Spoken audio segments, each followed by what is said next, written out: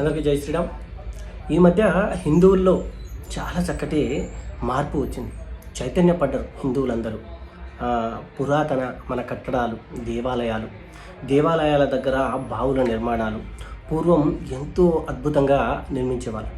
అలాంటి నిర్మాణాలను మనం మారుమూల గ్రామాల్లోకి వెళ్ళినప్పుడు చూస్తే పాడుబడిపోయి చెత్తా చెదారం నిండిపోయి ఆ గుళ్ళల్లో తాగుడు తందనాలు నానా రకాల రచ్చ చేస్తూ ఆ దేవాలయాలను, ఆ బావులను, ఆ పూర్వపు కట్టడాలను చూస్తే బాధ అనిపించేది.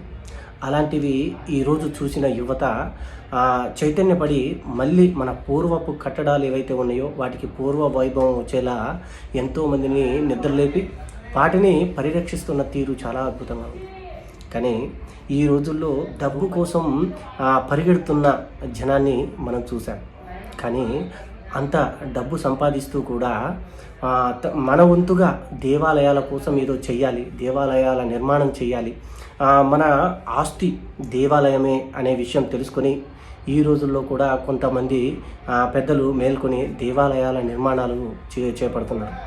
అలాంటి నిర్మాణమే నేడు తొర్రూరు పాటి మీద గుడి, మానుకోట జిల్లా తొర్రూరు మండలంలోని తొర్రూరు గ్రామంలో తొర్రూరులో పాటి మీద గుడి అని ఉంది. ఆ గుడిలో శిథిలావస్థకు వచ్చిన శివాలయం ఏదైతే ఉందో ఆ శివాలయాన్ని చూసిన పత్తి సాంబయ్య గారు ఆయన ఆ శివాలయ నిర్మాణం ఎలాగైనా చేయాలని చెప్పి 25 లక్షల కంటే ఎక్కువ ఖర్చు పెట్టి తను దగ్గరుండి ఆ నిర్మాణాన్ని పూర్తి చేశారు.